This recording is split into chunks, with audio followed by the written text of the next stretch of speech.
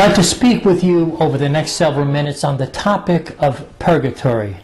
Now, purgatory is a Roman Catholic doctrine. I was raised as a Roman Catholic, so I am familiar with the teaching of purgatory. Right now, what I'm going to do, I'm going to, first of all, read from two of the Roman Catholic catechisms. The first one's the Roman Catholic New St. Joseph Baltimore Catechism. Okay, it says this, it's on the screen. Purgatory is God's hospital for souls, where those who do not love God enough to enter heaven are cured by fire. Then they must go to purgatory, where they will have to suffer much more intensely than they would have if they had accepted the sufferings on earth.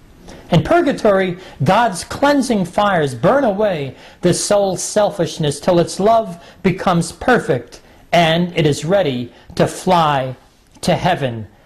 This is from the 94 Catechism of the Catholic Church, item number 1031. The Church gives the name purgatory to this final purification of the elect, which is entirely different from the punishment of the damned.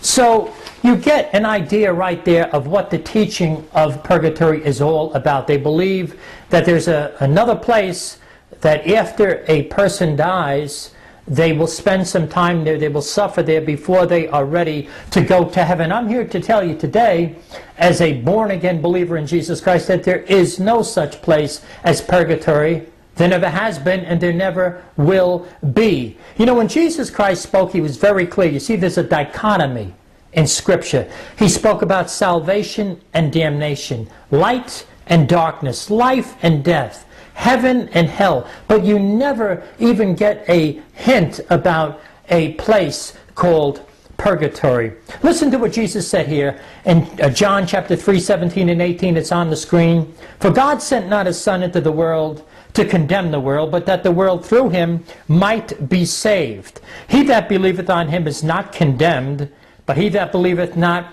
is condemned already, because he hath not believed in the name of the only begotten Son of God. So you see, Jesus made it clear. He says the believer is not condemned. The unbeliever is condemned already. There's no other option. You're either a believer or you're not. You're condemned or you're not, according to Jesus Christ. Look at the screen now, Mark 16, 15, and 16. And he said unto them, that's Jesus speaking, Go ye into all the world and preach the gospel to every creature. He that believeth and is baptized shall be saved, but he that believeth not shall be damned. Once again, Jesus spoke those words, by the way, after he rose from the dead. He says, the believer will be saved. The unbeliever will be damned. Remember the thief on the cross, the criminal that hung next to Jesus. He cried out to the Lord that he would remember him. You can find that in Luke 23, 39 to 43. Lord, remember me when thou comest into thy kingdom. And Jesus said unto him, Verily I say unto thee, today shalt thou be with me in paradise. So we see it's a matter of believing from the heart. It all has to do with faith.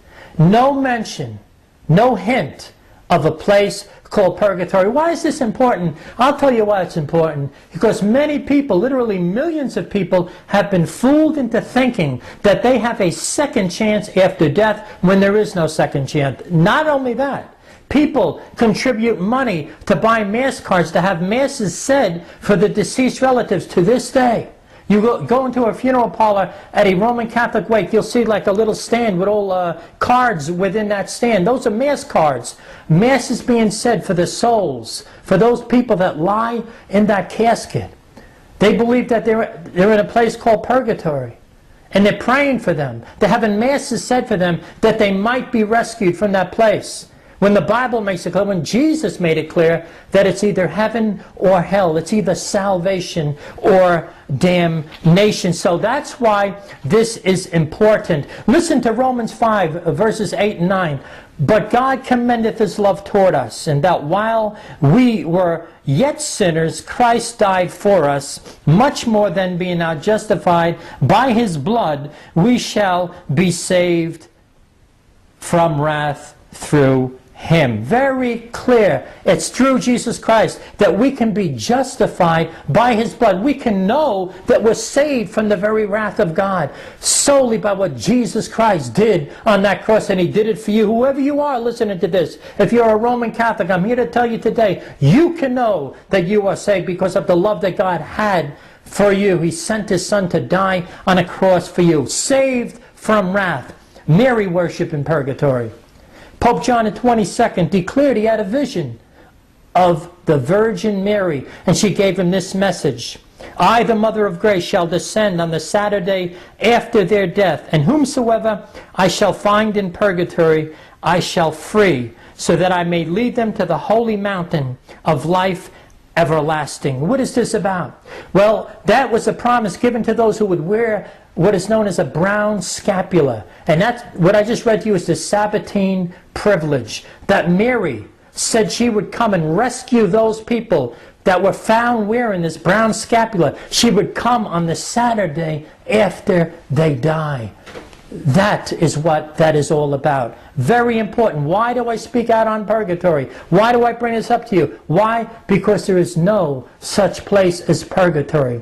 There never has been, and there never will be. My friends, this is spiritual fraud of the worst kind. In fact, there was a man by the name of John Tetzel that he, in the time of Martin Luther, he would march through the towns and he would be collecting money. They used to carry a chest.